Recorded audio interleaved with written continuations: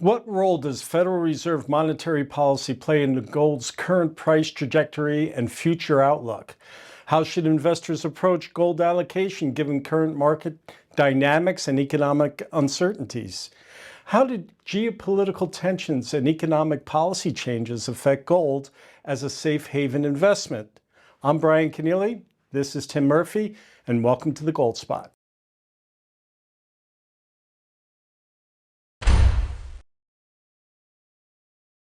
So, Tim, after months of Donald Trump's relentless criticisms of Jerome Powell on what he's going to do with interest rates, what are your thoughts? What do you think this is going to mean after today's Fed meeting?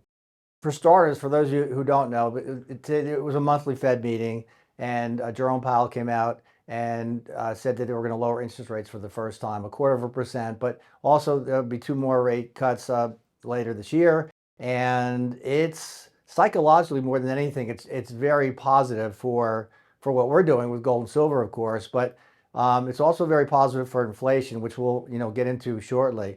And just also for those of you who don't know, and the Fed it's very important. What the Fed does is they determine interest rates, which in turn affects the economy and so on. So today was an important day because it was the first rate cut, and there's a lot of people very excited about the metals and other things, and we'll get into that as well.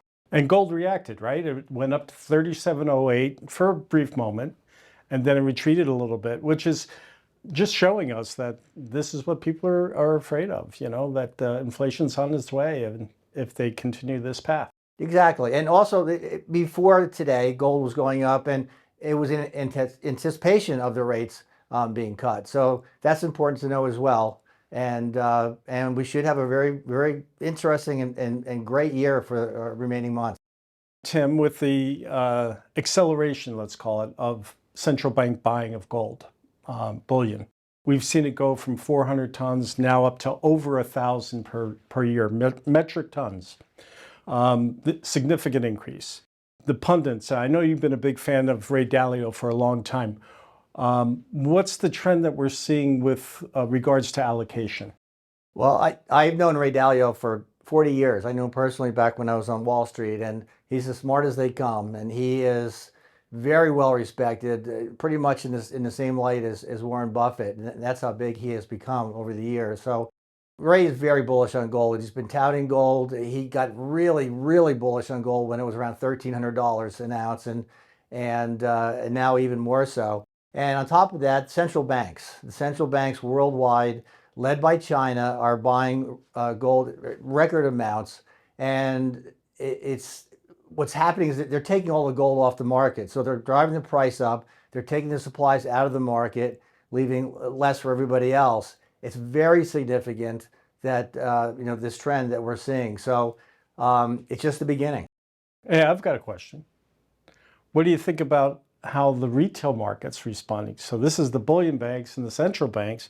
What about the retail market?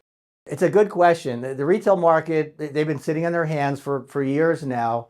And markets and economies, they go in trends. And typically with gold, we had the big money, the central banks coming in, the mega billionaires like Ray Dalio coming in. And now the prices are higher. And now the public has started to get a little bit greedy, a little bit fearful, and they're seeing the fruits of labor with gold going up and silver. So now they're just starting to really dip their toe in the water. And what's exciting is that if you go back to the 70s or any other big bullish gold move, the public is always the last to come in. So in the bigger picture, we're probably about halfway through the cycle, the gold cycle, which started 10, 20 years ago. And when the public jumps in, and they always do, and again, because of fear and greed, they'll jump in, and that's when things really, really get exciting. So best to be lining up now rather than waiting till next year or something. Yeah, if you buy it now, it's because the prices are only going to go up. It's if you think right now, some people say, well, geez, gold's going up over $1,000, $1,400 in the last year or so. It's too high. It's not. And when in 2 years from now, when you look back, prices are going to be very cheap. Clearly, we're living in unprecedented times. I'm seeing things I've never seen before in my life. And, most recently, we've been seeing, you know, uh, President Trump's policies on tariffs and the effects it's had. What are your thoughts on that? Well, Brian, frankly put, China's pissed off, and the BRICS countries, they're all upset and they're worried, and so that's why they're buying all. They have been buying all this gold, and they're buying it, today as we speak. They're driving the price up, and they're concerned. So to them, gold is it's a safe haven. It's a way to hedge themselves, hedge their currencies in the market, volatility, and that's what, again, what Dalio is doing, and the mega billionaires, they're they're hedging themselves. They're taking insurance out, and probably, most likely, definitely, gold is going to make people fortunes. Silver is going to make people fortunes. But the main thing that the public needs to know is they need to be properly hedged, insured. And the stock market right now, and people aren't aware of this, but we're at certain levels equate to 1929 in terms of the amount of margin that is outstanding, and the public has been buying on margin. The insider selling, which is rampant right now. It all bodes very poorly for the stock market, and even more reason to have gold and silver as a hedge.